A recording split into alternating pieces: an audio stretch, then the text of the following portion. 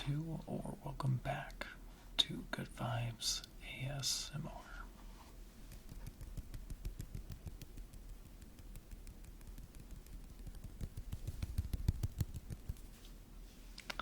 Hope you're doing well and having a great week. Today I just wanted to do a little bit of a read and comment on this little book I found here.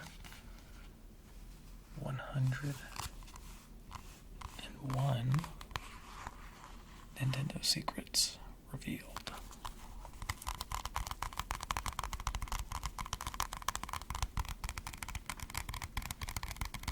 So I'm pretty sure I got this way back in the day. I think I was in elementary school or something like that. At the Scholastic Book Fair. That was one of my favorite things growing up, going to school when they'd have the Scholastic Book Fair. And, you could look at all the books that they had ordered. And looking through, the old catalog and stuff like that. But I just, thought it might be fun to kind of read through this, read some of the secrets, if you will.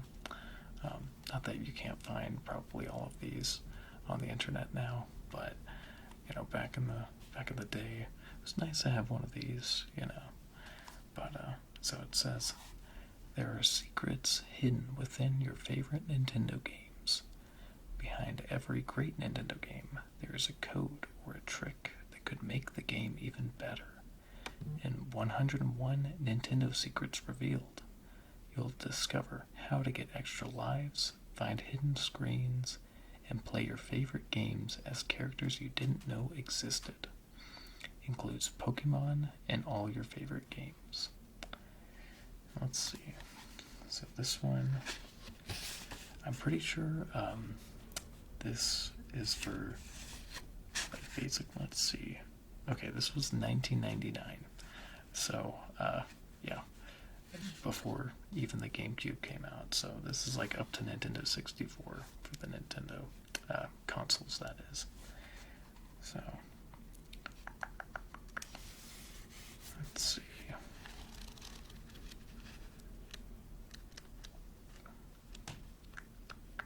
They even have just a little introduction here. Just kind of stating the same thing that was on the back page.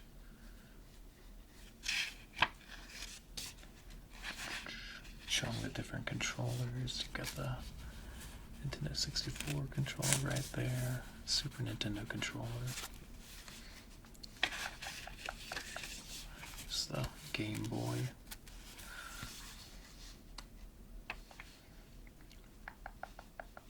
Looks like there's different kinds of codes. So there's brain busters. It says if you see the symbol on a page, it means that the game code is a little more complicated than other tricks or tips you'll find in the book. It doesn't take a genius to do a brain buster code, but you can save time if you read the directions carefully. And there's fast finger codes. It says this icon next to a game title means that you have to enter the code quickly or it won't work. Fast finger codes are typically the hardest codes to enter, and they often take lots of practice. Try memorizing the buttons you have to press before entering the code. Yeah, I remember some of these because some of these games were ones that, I played fairly often. Let's see.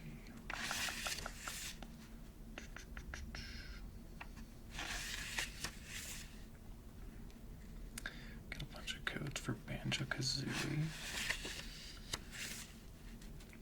Bomberman 64.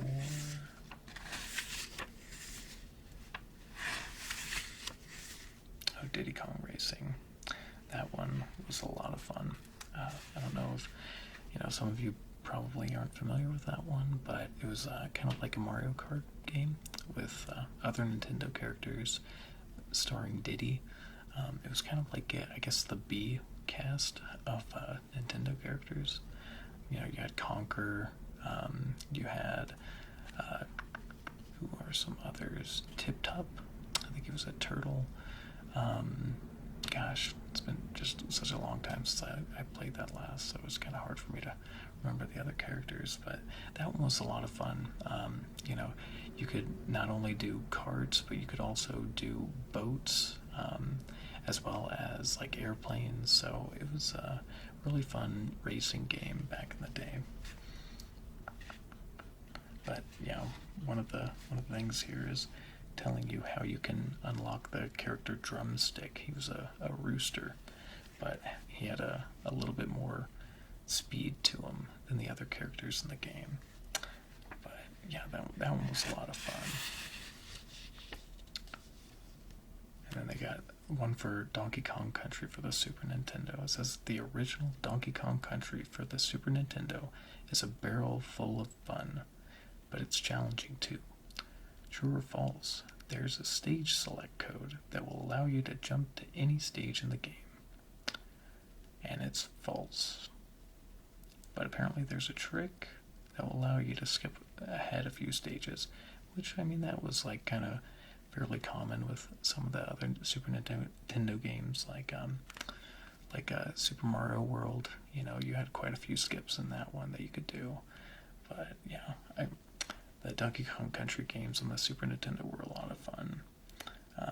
They were difficult, as you know, some of the new ones are. Like you know, the what is it? Donkey Kong Country Returns, as well as, what is it? Tropical Freeze. Those ones are pretty tough, I think. Anyway, maybe I'm just like bad at platformers, but I think they've got a good challenge to them.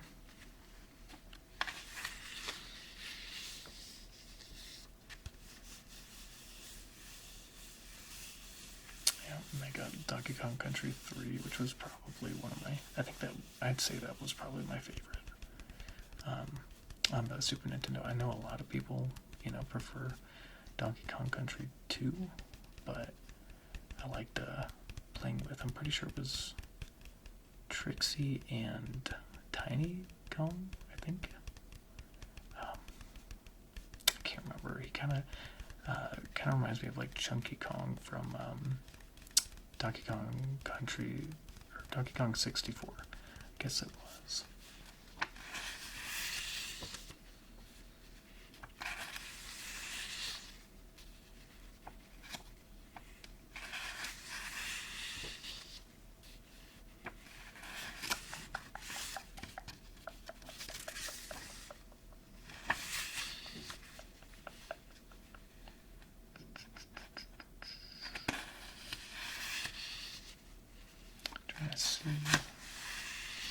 Okay, here's an interesting one. There was Iggy's Wreckin' Balls, and that was like a kind of an interesting racing game on the Nintendo 64.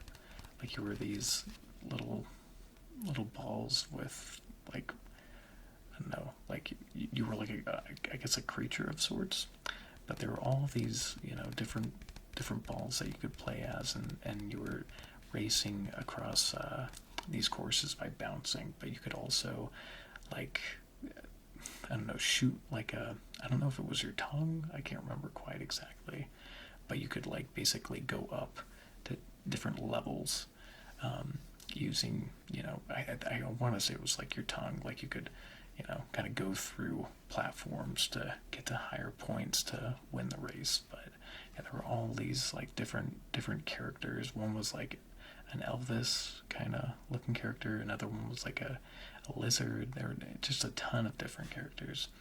But it was an interesting little game.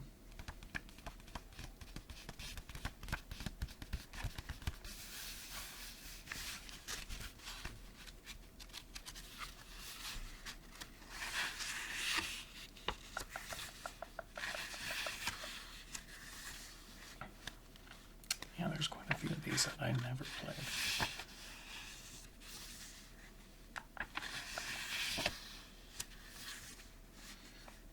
here we go. Okay. So Legend of Zelda: A Link to the Past. This was a Super Nintendo Zelda game. A lot of fun. Actually, it's on the Super Nintendo Classic, which I kind of talked about, I think, in one of my other videos. Would definitely recommend checking that out if you can even get them anymore. I mean, you can also, get an emulator too, but I think it's just kind of fun to, play some of the old games on the Super Nintendo Classic. It was just kind of a fun little nostalgic piece. But anyway, it says, there's a very valuable fish in The Legend of Zelda: A Link to the Past. After you drain the marsh in the light world, search the mud to find a piece of heart in the stranded fish. If you take the fish to another pond, you'll receive 20 rupees. If you want a bigger reward, take the fish to the man who sells bottles in Kakariko Village. What will he give you in exchange for the fish? A. 50 rupees. B. Refills for your arrows, bombs, and magic powder. C. A bottle with a fairy in it. Or D. 100 rupees. And the answer is B. So, for your good deed, you'll receive refills for your arrows, bombs, and magic powder. No, I think if it were me, I would have much preferred a bottle with a fairy in it. Because bottles are kind of hard to find in that game. There's a limited amount anyway.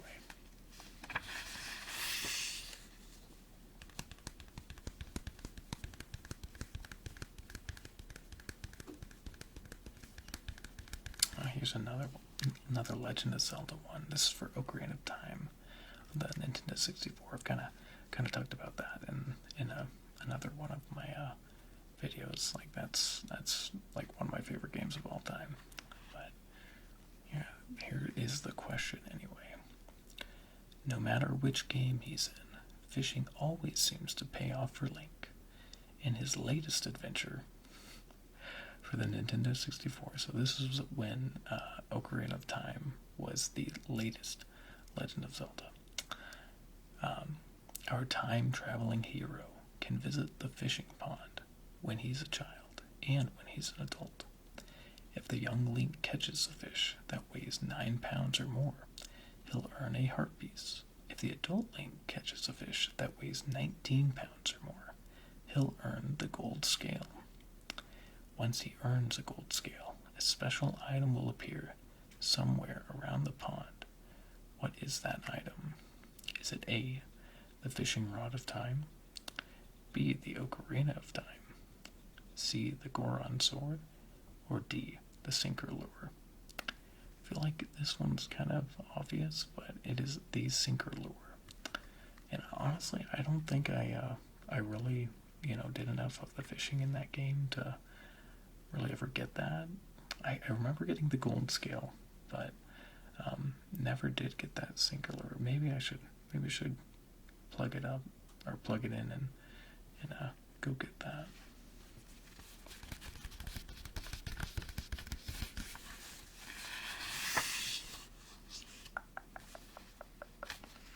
Let's see what else we got here. A lot of the Mega Man games, which those ones are, another like challenging series that were a lot of fun and had really good video game music, at least for the time anyway.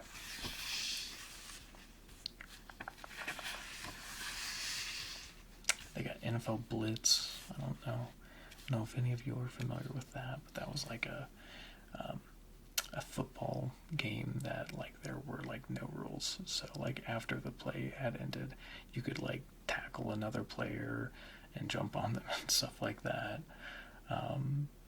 But that one was like one of the few football games that I actually really enjoyed playing. Haven't really been big into sports games.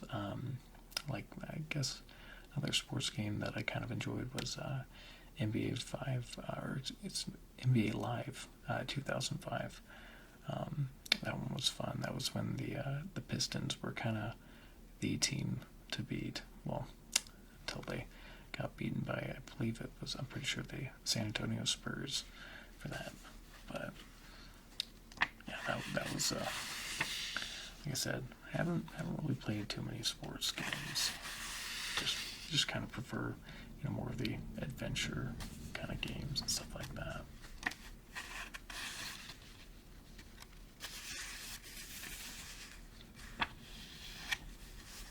Oh, here we go. The first Pokemon game for the Game Boy. Excuse me.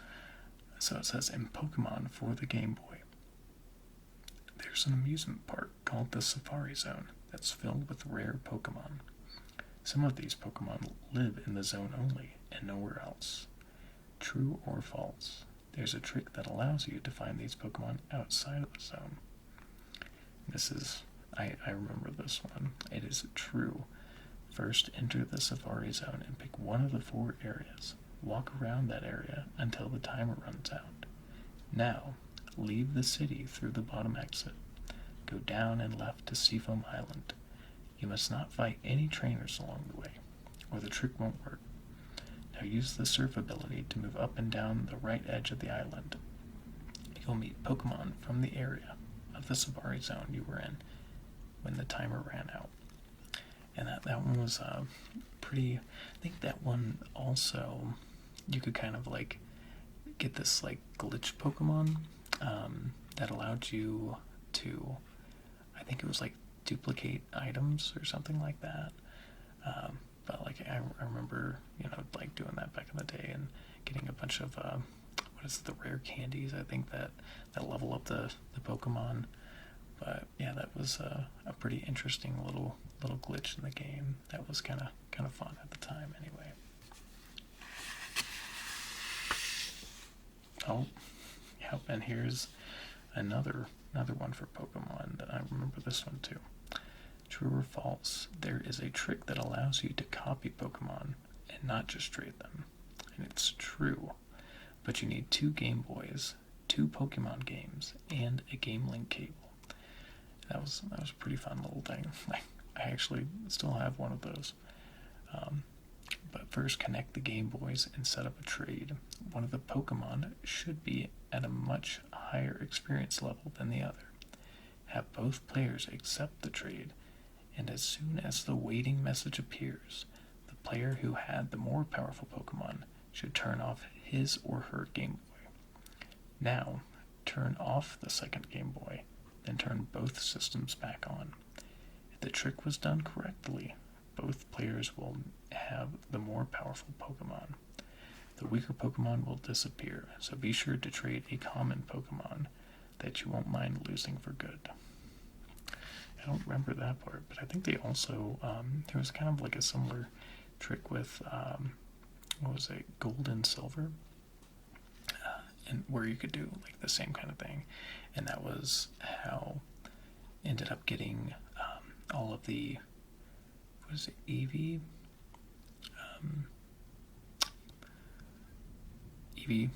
Evolved Eevee Pokemon. So at least at the time, I think there's a lot more now, if I've heard correctly. But I think like there are like maybe 4 different evolved Eevee types at that time. But I don't know, I can't remember. It's been a long time since I've really gotten to play any Pokemon.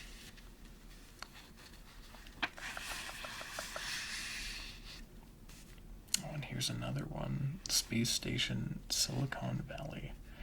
That was a rather interesting Nintendo 64 game. You could play like basically a bunch of like different like robot animals, and that one was like, I don't know, like I rented it several times from Blockbuster back when Blockbuster, wasn't just one store. I don't know if it's even one store now, but yeah, that was a fun little thing. Was going to Blockbuster on the weekends and getting to pick out a game to try to play through in like a week's time or something like that. this one was like, you could be these different little robot animals and, do to complete different tasks in these different worlds. But yeah, that one was rather interesting.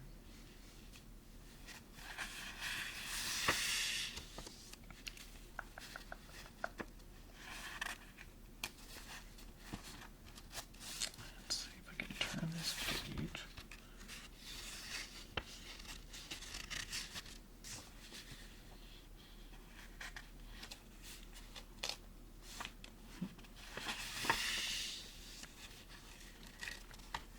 Here's one for Super Mario RPG. I kind of talked about that one, I think, in a past video too. But yeah, that was like one of my favorite, RPGs back on the Super Nintendo. I think it was like really underrated, at least in my opinion. Just got a little question here. True or false? You can perform a trick to build your experience levels automatically. It's true, but you need a controller with a turbo option. Don't remember the turbo option myself, but when you reach Booster's Tower, give true form pins to all the characters in your party. Go up to the second floor to the staircase where the snippets are falling down in an endless stream. Face the stairs and set the A button on your controller to turbo. Your party will fight and collect experience automatically. The true form pins will protect your party from the snippet spells, and your characters will probably earn enough hit points to keep them going. You should check on them every so often, though, just in case someone needs to be revived. Okay.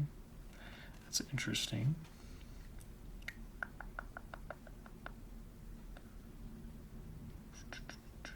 Oh, here's one for Super Mario 64, another classic.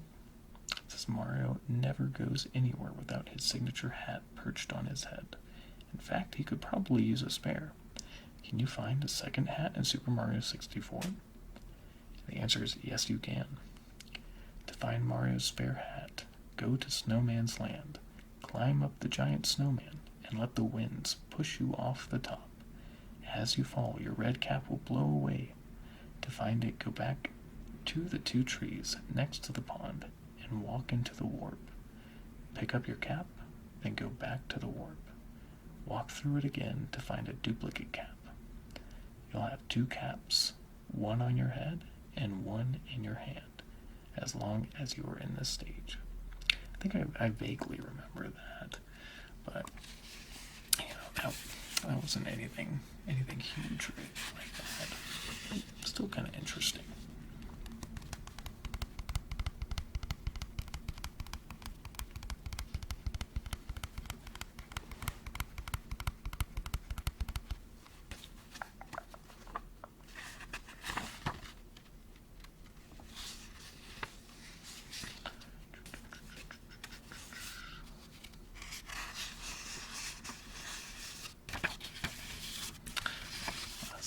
Pretty much it for this book.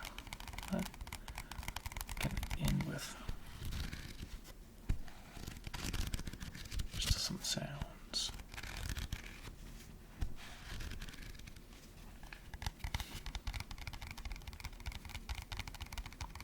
But yeah, it's kind of fun, taking a little trip down memory lane.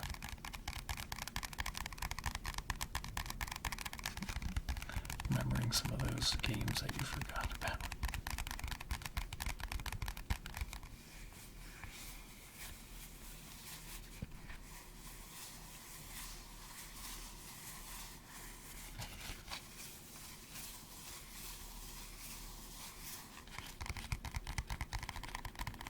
By the way, if you remember any of these games or remember this book or similar books, because I think they made a few different copies of this,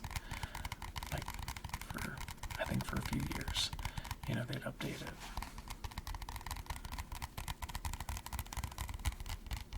And please feel free to comment.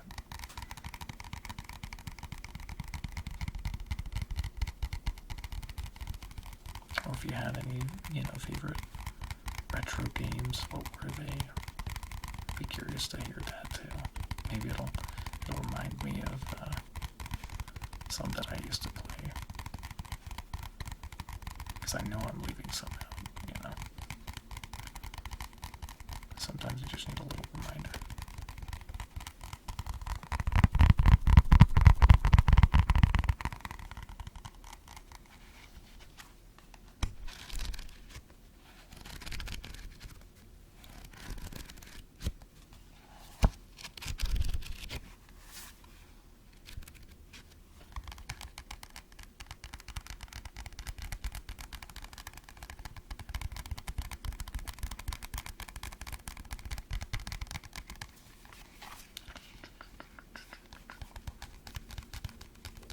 Okay, well, I hope you have enjoyed this video. Got some relaxation, maybe, got some nostalgia for, some of those old games or anything like that. But anyways, until next time, please take care and spread those good vibes.